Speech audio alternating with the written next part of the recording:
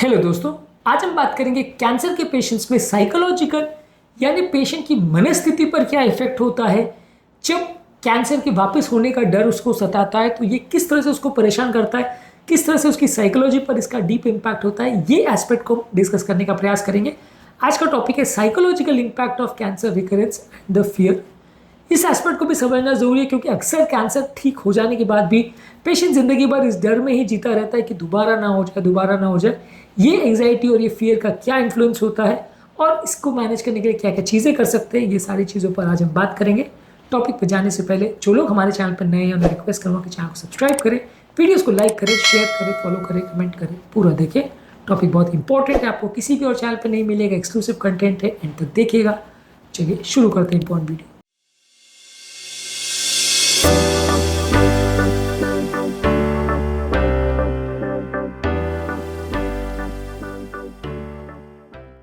सबसे पहला, अगर किसी व्यक्ति को अगर कैंसर एक बार हो जाए तो हमेशा वो जिंदगी भर डर में, एंजाइटी में ही रहता है, जिसकी वजह से उनको डर बना रहता है कि कभी भी आ सकता है कैंसर का प्रॉब्लम।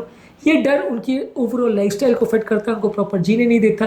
कई बार इसकी वजह से पेशेंट हाइपर विजिलेंट हो जाते हैं और छोटे छोटे कमजोरी या छोटा छोटा प्रॉब्लम्स के लिए भी वो बार बार डॉक्टर के पास जाने लगते हैं कि ये चेक करो, वो चेक करो, ऐसा हो गया, वैसा हो गया, आज मेरे बाल थोड़े ज़्यादा झड़ रहे थे तो कैंसर तो नहीं हो गया, आज मेरे को खांसी ज़्यादा हो रही थी तो कैंसर तो नहीं हो गया, आज पेशाब में जलन हो रही थी तो कैंसर तो नहीं हो गया। छोटी छोटी इश्यूज़ को लेकर वो डॉक्टर के पास बार बार जाने लगते हैं, जो कि एक इंपॉर्टेंट इशू हो जाता है। एक्चुअल में कई बार डॉक्टर से चेकअप कराना भी आवश्यक है और पूरी चीज़ों को इग्नोर करना भी गलत है, लेकिन अगर ओवर करते हैं तो कई बार वो वेस्टफुल होता है और पेशेंट अननेसेसरी डर डर में जीता रहता है।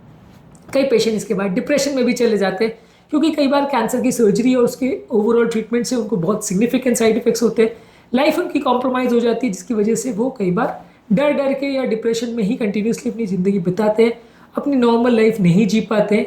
इसके अलावा कई बार पेशेंट होपलेस हो जाते हैं कि उनको जीने की उम्मीद ही छोड़ देते हैं कि वो कभी नॉर्मल लाइफ जी पाएंगे, वो बहुत सालों तक अपनी लाइफ या अपने बच्चों की लाइफ देख पाएंगे, इस बारे में होपलेस हो जाते हैं। तो ये भी एक बहुत इंपॉर्टेंट इशू है।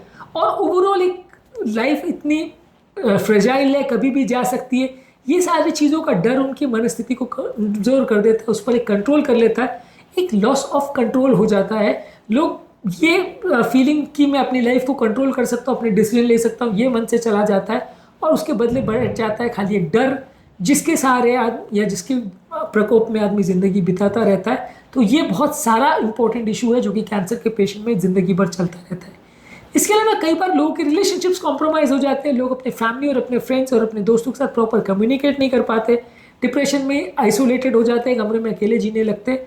ये भी एक इंपॉर्टेंट इशू होता है। कई बार लोग सोशली विड्रॉ कर लेते हैं और आइसोलेटेड हो जाते हैं, जिसकी वजह से आसपास के लोगों के साथ वो प्रॉपर डिस्कशन या टाइम स्पेंड नहीं कर पाते, जिसकी वजह से उनको एक हमेशा डर बना रहता है कि कभी प्रॉब्लम वापस नहीं हो जाए। वो लोग सोसाइटी के साथ भी घुल मिल नहीं पाते, एक नॉर्मल लाइफ जी ही नहीं पाते।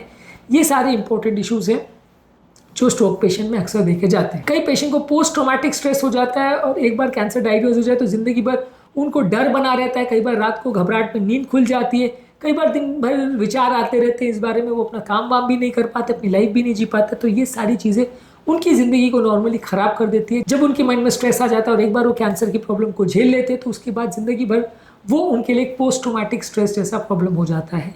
इससे बचने के लिए क्या कर सकते हैं? इससे बचने के लिए प्रॉपर कोपिंग बिहेवियर अडॉप्ट करें, साइकेट्रिस्ट से काउंसलिंग कर सकते हैं, वो आपकी डिप्रेशन को कम करने में मदद करेगा, रिलैक्सेशन एक्सरसाइज कराएगा, मेडिटेशन कराएगा।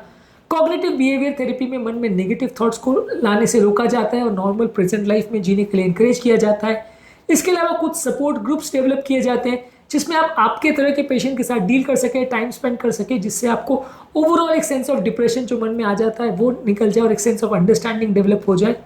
इसके अलावा आप कोशिश करते हैं कि एक बार कैंसर जिसको हो गया है उसका बार बार आप चेक करते रहे, जब ज़रूरी है उसके हिसाब से चेक करें, ओवर चेक भी नहीं करें, ताकि मन से उसका डर निकल जाए और उसकी क्वालिटी ऑफ लाइफ को इम्प्रूव करने के लिए कोशिश करते हैं, ताकि वो अपनी लाइफ पर फोकस कर सके, अपने फ्यूचर पर फोकस कर सके, ना कि सिर्फ कैंसर पर। डेफिनेटली कैंसर पर ज़्यादा ध्यान रखना ज़रूरी है, कैंसर कभी भी वापस पलट के आ सकता है, उसका रिकरेंस हो सकता है, लेकिन सिर्फ उसी पर फोकस करना भी कई बार प्रोडक्टिव हो जाता है और ये आपकी लाइफ को पूरी तरह ख़राब कर देता है। तो उससे भी थोड़ा निकल के अपनी नॉर्मल लाइफ जीने का प्रयास करना भी अक्सर काफ़ी ज़रूरी है। इसके अलावा कई पेशेंट्स को ऐसा होता है कि शॉर्ट टाइम तक स्ट्रेस रहता है, कई पेशेंट्स को लॉन्ग टाइम तक स्ट्रेस रहता है। अलग अलग पेशेंट्स का अलग अलग तरह का रिस्पॉन्स होता है, किसी में बहुत ज़्यादा एंग्जाइटी होती है, किसी में बहुत ज़्यादा डिप्रेशन होता है, कोई बहुत ज़्यादा आइसोलेटेड हो जाता है, कोई नॉर्मल लाइफ जीता है। अलग अलग पेशेंट्स का अलग अलग रिस्पॉन्स होता है। थोड़ा बहुत साइकोलॉजिकल लेवल पर हर आने वाला कैंसर आपको परेशान तो करता ही है, और ज़्यादातर पेशेंट इसके बाद डिप्रेशन वगैरह में चले ही जाते हैं। लेकिन बहुत सारे पेशेंट्स इसमें नॉर्मल लाइफ भी जी पाते हैं, ठीक ठाक लाइफ अपनी बिता पाते हैं। परमानेंट डिप्रेशन या लॉन्ग स्टैंडिंग डिप्रेशन या सोशल आइसोलेशन में बहुत कम पेशेंट जाते हैं, लेकिन जो जाते हैं उनके लिए आपको विशेष ध्यान रखने की ज़रूरत है।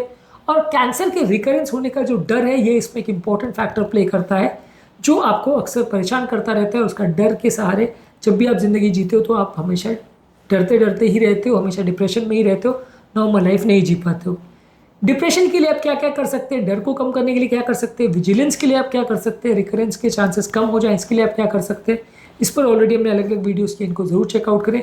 आज का टॉपिक में हमने खाली साइकोलॉजिकल एस्पेक्ट पर बात करी कि कैंसर के वापस आने का जो डर है वो किस तरह से आपकी लाइफ को ख़राब कर देता है और वो किस तरह से आपको नॉर्मल लाइफ जीने नहीं देता है। ज़्यादातर इस तरह के पेशेंट को साइकेट्रिक ट्रेनिंग या काउंसलिंग या इस तरह के लोगों के साथ टाइम स्पेंड करने से फ़ायदा मिलता है। प्रॉपर साइकेट्रिक ट्रीटमेंट से कई लोगों को प्रॉपर लाइफ जीने में मदद मिलती है, इसलिए साइकेट्रिक ट्रीटमेंट लेने से डरना नहीं चाहिए। ऐसे पेशेंट्स को जहाँ भी ज़रूरत हो उनकी मदद लेनी चाहिए।